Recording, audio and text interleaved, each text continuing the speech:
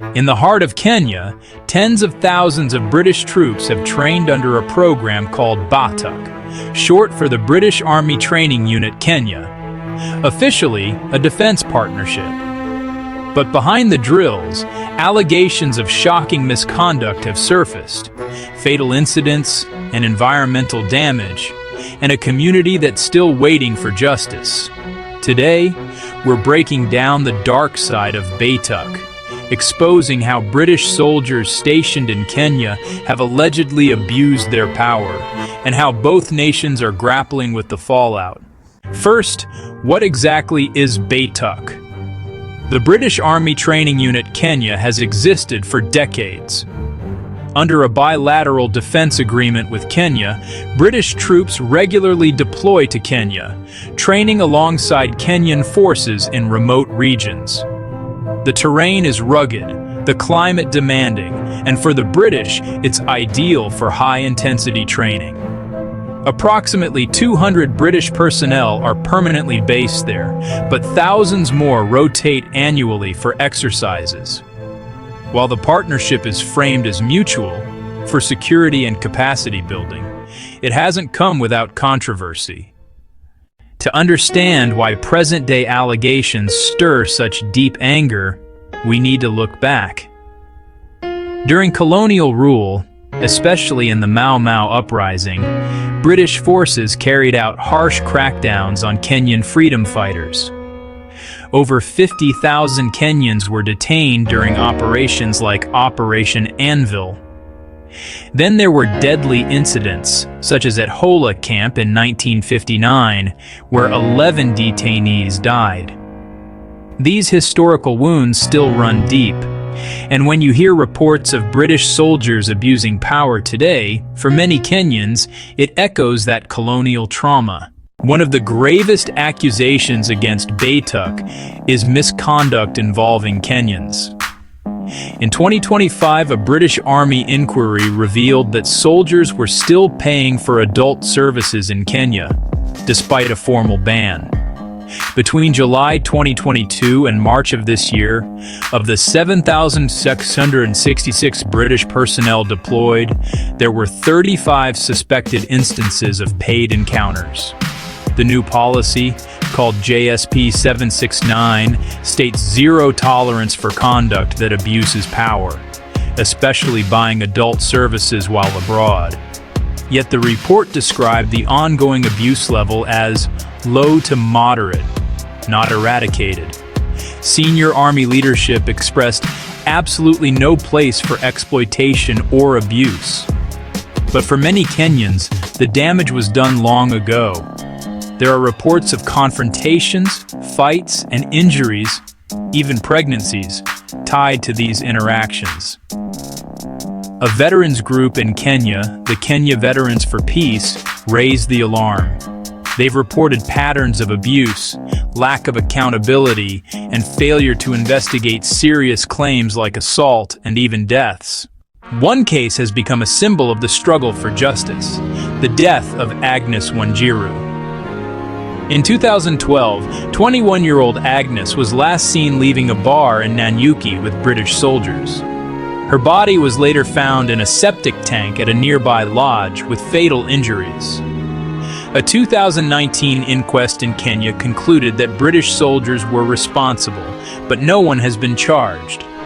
Her family has campaigned relentlessly, demanding accountability, and they caught the attention of both Kenyan Parliament and the UK Ministry of Defence.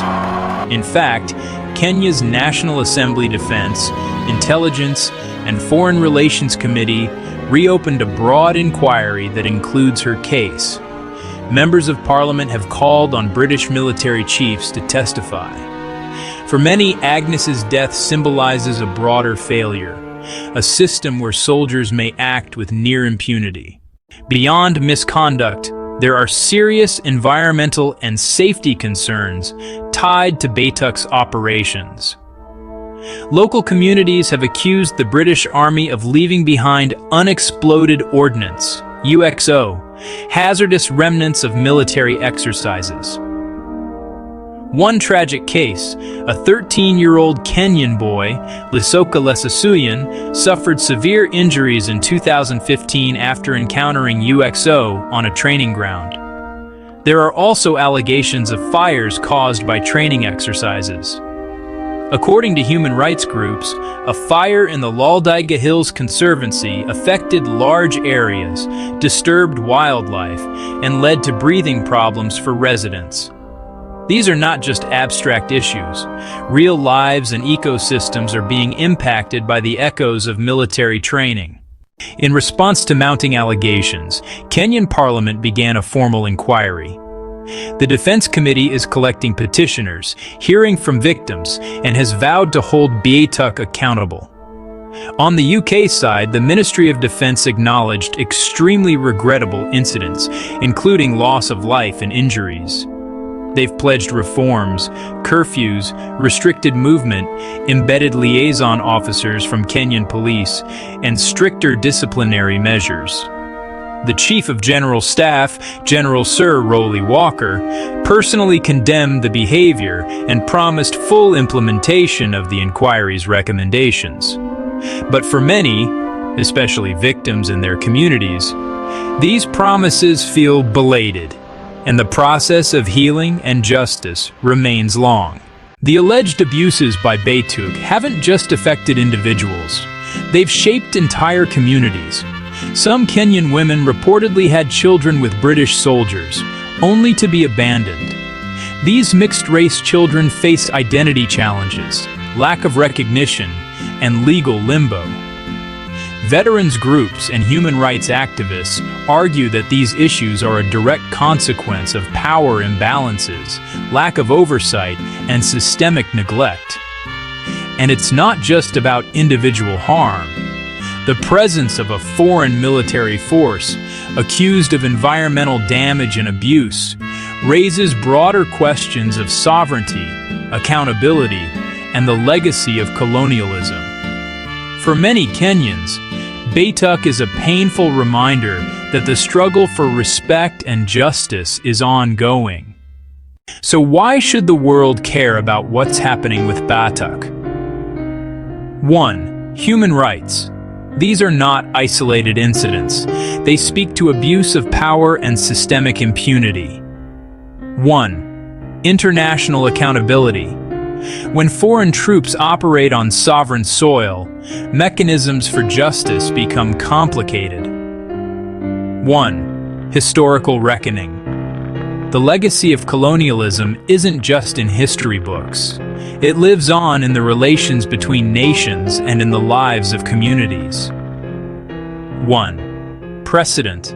How Kenya and the UK handle this could set a tone for other defense partnerships around the world. The allegations against BATUK are deeply worrying, and the fight for justice is far from over. But awareness matters.